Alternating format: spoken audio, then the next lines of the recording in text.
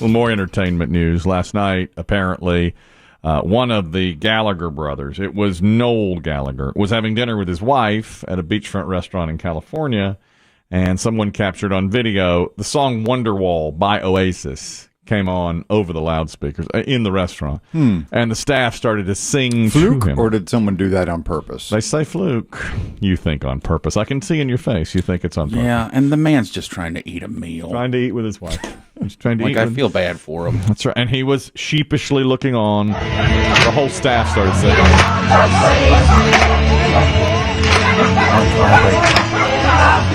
They surrounded his table. Biggie says, don't do this to somebody when they're eating. You know?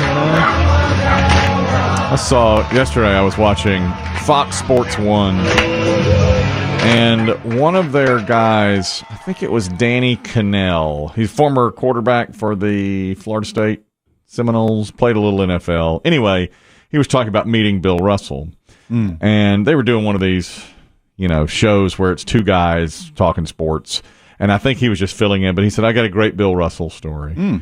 And I thought, this is going to be really good. And he said, I was in an airport once. I was on a flight with Bill Russell and didn't plan to be on the flight with Bill Russell. It was back when he worked for ESPN. And they got off the plane, and Bill Russell was there in the airport. And he went up to him and said, Mr. Russell, I'm a huge fan. Do you mind if I get a photo with you? And I thought, this is going to be really nice. And Bill Russell said, I'd rather not. Fair enough. And he's like, I really respected that. He was with his wife, and I respected when he said no to me. And I thought, that's your Bill Russell story. Yeah. On the day after he died, you say, Bill Russell gave me the brush off in an airport. At luggage claim? Yeah. Yeah, they went down to baggage claim, and he went up and said, Mr. Russell, I'm Danny Cannell. Are you my driver? No, I work for ESPN. Oh, neat. Can I get a... Usually they hold up signs with my name on it, I guess. Yeah. Can I get a photo? No. I'd rather not. And the other guy goes, that's a sweet story. Well, it's better than I thought. At first you were just going to say, I was on the same flight with Bill Russell. He went up to him. He went up to him and said, can I get a photo? I asked... I'm with my wife, A.O. Beat it. Leave me alone. It was like when one time I was watching Arnold Palmer play in one of the majors, and he was long past his prime, and he was about done. It's like probably his final Masters or whatever, because they were talking about it, and they were showing him after he was done, and he was signing autographs. This was a time when you could more autographs than pictures, so he's signing autographs, and the announcer, who Arnold Palmer could not hear. They had a camera near him, and he was signing with a throng of people there right after he'd finished on 18. And the announcer said, and I'll tell you something about Arnold Palmer. He will stay there until every single autograph is signed. That's how much he cares about those fans. And at that moment, Palmer's aide came in and said, that's it. Thank you. That's all the time we have. And ushered him away, which was picked up on camera. That's it. We're done here, folks. Mr. Palmer has to go. And the director's like, give me a close-up of the crying child. With an autograph book in one hand. Exactly. And pen in the other. What a sweet story to tell the day after Bill Russell had passed. Yeah, it totally blew me off in the airport, but with good reason. He had his wife there with him. That's right. Like I guarantee you that Noel Gallagher's never eaten at this restaurant again. Because they made such a fuss. Yeah, because I just... it's one thing, but just to have them sit there and sing your own song at you awkwardly. Well, Chris Demm and I saw a great video once of a wedding, and the performer at the wedding was doing Living on a Prayer by Bon Jovi. Remember it well. Getting into it, and then the camera pans around. One of the guests at the wedding was John Bon Jovi himself, so he's just sitting there like, oh, God, here we go. Please don't do it. And then she comes over to him, puts the mic in his face. So what's he going to do? He's going to have to... Yeah. So he starts singing. Because if he doesn't, it's like, oh, he's an a-hole. So he starts singing the second verse, and she's pointing out the lyrics to him, and he's like, I know them. I wrote them, sweetheart. I know the song. Beyonce's getting some flack today. She's had to change the lyrics of her new song. And this is the same thing that happened to Lizzo about 3 weeks or a month ago with the same word. The song... Let me get this right now. Beyonce's got a new song out. I guess she's got some new stuff out there. And this is a song, the album is called Renaissance. The song is called Heated. It uses the word spasm in the song. And a lot of people, after they heard it, here's the lyric. Yada yada yada yada yada yada yada yada yada bum bum ka ka. Doesn't on that ass, spaz on that ass. Send me quick, girl, I need my glass. Lyric is spazzing on that ass, spaz on that ass. You heard it. I like it better when it was spasm. No, it's spaz. I'm sorry. Spazzin'. Spazzin'. Yada yada yada yada yada yada yada yada yada bum bum ka ka. Doesn't on that ass, spaz on that ass. Send me quick, girl, I need my glass. Turn me off my wrist. She got some heat for that, saying that the song has ableist lyrics, that you are excluding those who have spasms, I guess. This new movement, I guess it is the ableist movement. That's right. I'm very confused by this. Forever, you could, that word, we have a character. I mentioned this when Lizzo had to change her lyrics. Here at a minor league baseball stadium, we have a character named Spaz, who is like the middle of the game entertainment. Yeah. Between innings. I don't think she had to change them. I think she wanted to. I think when she heard the outcry, she decided to change them. No one made her change them. No, yeah. Yeah, but there's a lot of outcry against it. I agree, but some people would say tough. That's, the song is the song. Well, yeah, but neither Lizzo nor Beyonce did. They changed the lyrics. Agree, but no one made them do it. You know what I'm saying? I don't think they had to. But is this so? No. They don't have to. But what I'm saying is, like Kid Rock's not going to change it if he puts that in a song. But what I'm saying is, when did that word become That's such what I a want big to know. deal? I don't know the answer. I don't either. Yeah, Does like that- if I'm in public and I say, "Look at that guy, he's acting like a spaz." yes, Am I going to get ugly looks now? Like you're used to. an ableist or whatever Potentially. the term is. It's possible. I guess it's possible. The song was not written by Beyonce. It was written by somebody else famous, but I didn't write it down. It's Did like, you say Drake earlier?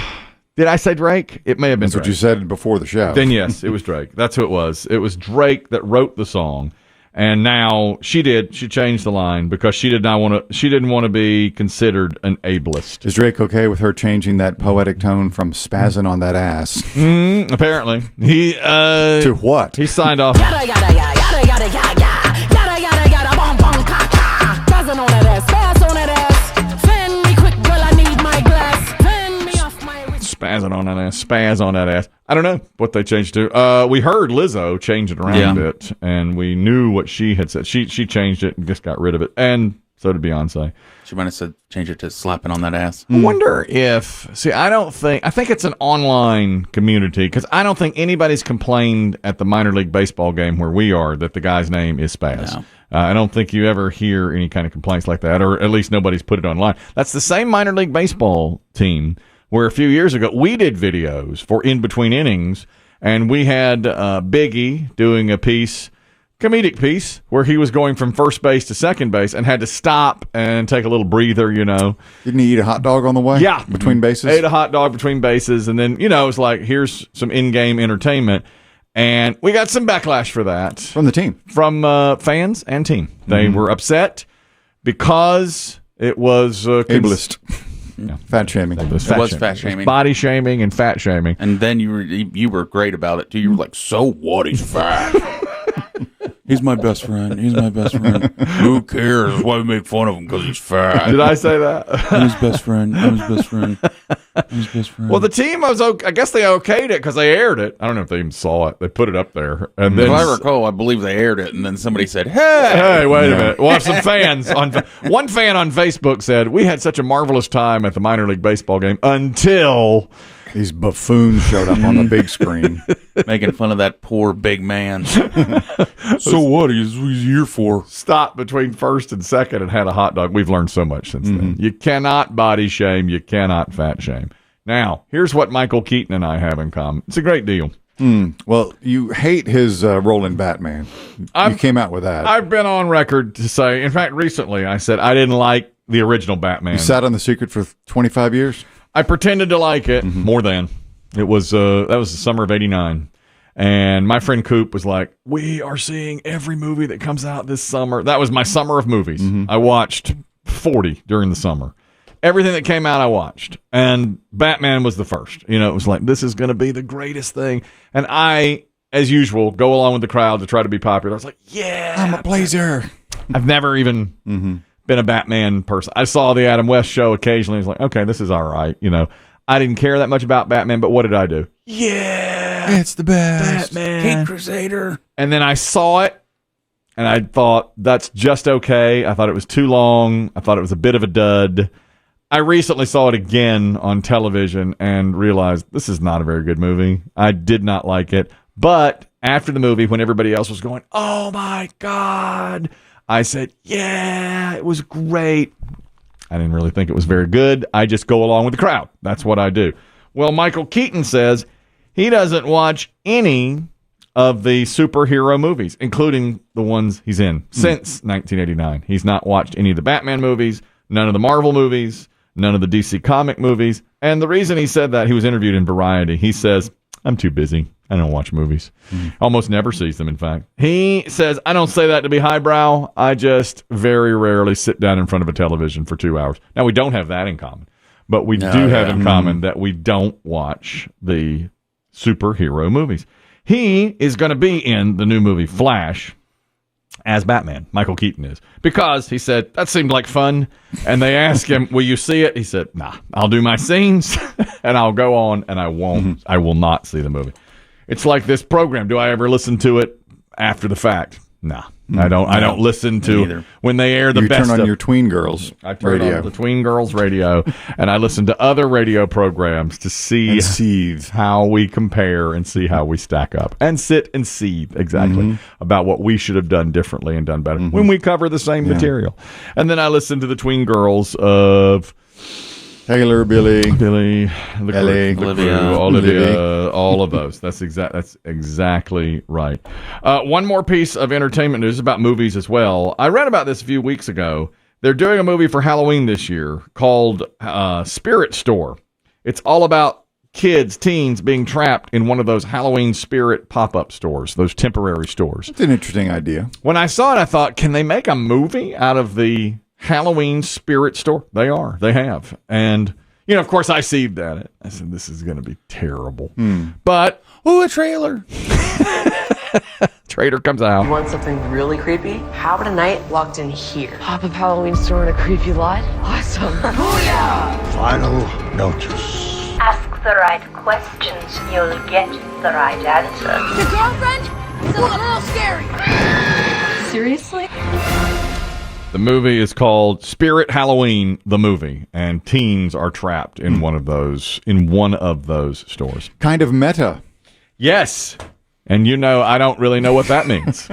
We recently revealed I don't know what meta means. Yep. But I'm going to say this is meta. And will I be seeing it? No.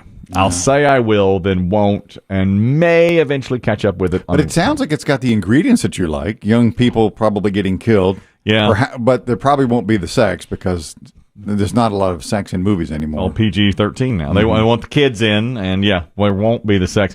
In fact, in the Halloween remake that Biggie and I saw 4 or 5 years ago that I was so excited for, that turned out not to be that good, and the whole series has not been very good, but you thought they were going to have sex, but they were like over the clothes stuff. They never took off their clothes. No. And in fact, the girl said, the guy did something for her heroic. She goes, I'm going to dry hump you all night. Maybe the dumbest line in cinema history. Yeah. It was pretty bad. You remember that line? Yeah. Dry hump you so hard.